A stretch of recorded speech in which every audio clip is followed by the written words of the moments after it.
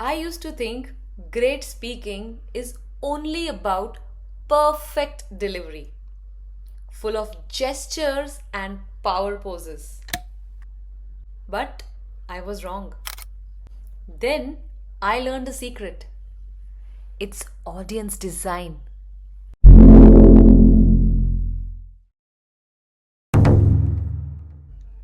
In today's video, I'm going to share you 7 things that I wish I knew when I started my journey of public speaking so that you can cut the cringe and win the room.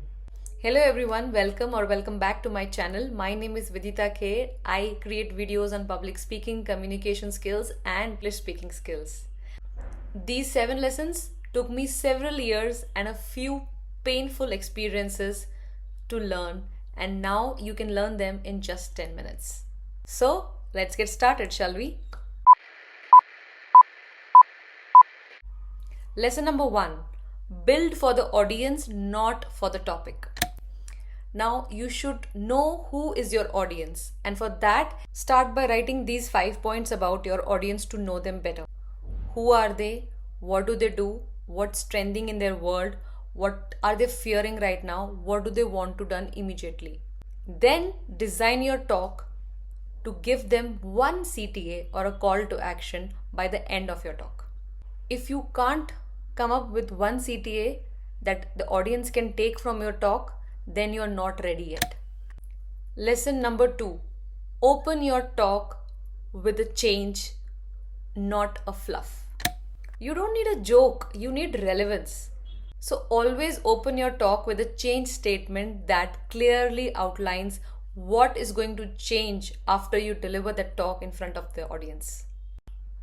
Example, if you're presenting in front of your technical team about a topic, you can start your talk like this. In the last 90 days, our API latency has increased by 20%, and that has led to an overall decline in the customer requests. In today's talk, I'll show you how to fix it in 2 steps. If you start a talk like that, that is clearly focused on what the audience is going to get in this next 30 minutes, that's where you get their attention. Instead of talking about any other fluff, cut the chase and get straight into the topic. Lesson number 3. Use the 3-act spine. Problem, path, and payoff.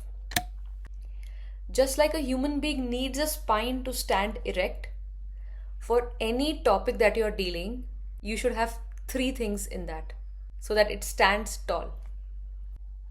For example, if the problem is the team burnout, as a manager, you can provide 2 to 3 effective solutions as the path forward, and eventually that should lead into a payoff in form of getting a certain number of hours back into their work week in the form of that they can use in the form of rejuvenation, relaxation, or also learning some new courses. Now, another tip that you can use here is if any slide that you're presenting during this talk doesn't serve any of these 3 P's in the spine, then cut it out. Lesson number 4. Don't try to eliminate your stage fright. Rather, control it with pause, posture, and pace. The first P is pause. When you pause, you can control your breath, and that helps you to calm your nerves before speaking. The second P is posture. Keep your feet planted on the ground, shoulders open, and imagine lengthening your spine. That way, it gives the confidence to the audience that whatever this person is going to speak will contain value because his or her body language is on point. Third P is pace. Speak 10 to 15% slower than your normal conversational pace when you are delivering a talk, because you have to cater to the thinking and processing ability of more than 50 to 100 people in the team. So always slow down your pace. That is going to be really helpful. There is no extra efforts that you need to put in to develop your confidence only if you try to focus on these 3 things. Lesson number 5. Stories carry farther than the stats.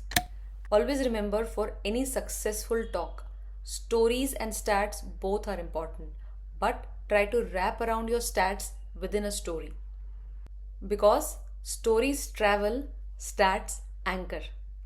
Always remember, for every number, add a human, and for every story, add a number. That's how you pair story and stats together. Lesson number 6, slides are the supporting actor, not the main lead. Your mouth is the narrative, slides are the chorus. It's the background music that is playing. No one is interested to look into the background music until the core lyrics are not interesting. So always focus to have one visual, one main idea, and one stat per slide that ties everything together. If you have to say at every slide that I know you can't read this, let me explain it to you, then let it go. Let that slide go, because it is of no to little value for the audience who's watching it. Avoid doing bullet points, too small font, checklist.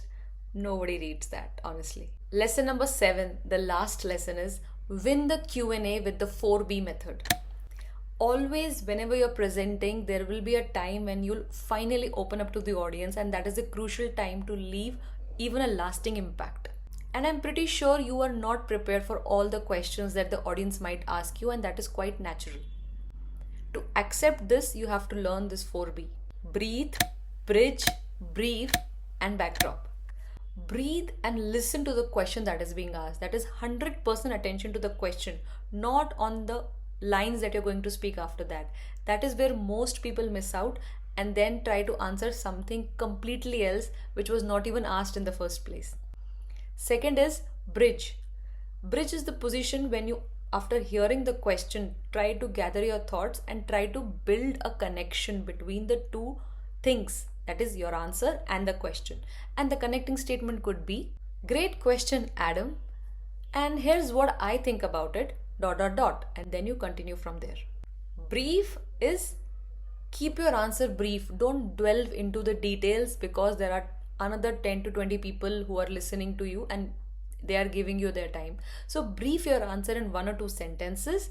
Preferably add an example or any link that they can refer later, and that's how you try to build your answer in minimum sentence with maximum impact. Last is the backdrop. That is a place where you want to kind of conclude your answer and tell them what is the next step.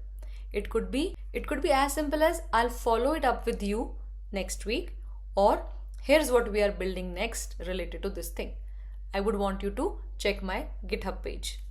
These were the 7 lessons that I have learned in my experience of last 10 years in public speaking. If this is helping, please give it a like so that YouTube can share it with more people who need it. And also let me know what are you going to speak next on a stage so that I can help you craft your audience design and a change statement. Any opportunity given for speaking, it could be in front of your team of 5 or in front of your whole organization, or it could be just speaking in your society's WhatsApp group, is also an opportunity of speaking. So do not miss any opportunity and try to learn from every single opportunity. With that in mind, if you want to learn how to start a conversation with anyone else, then do check out this video. Until then, keep learning, keep growing. Bye-bye.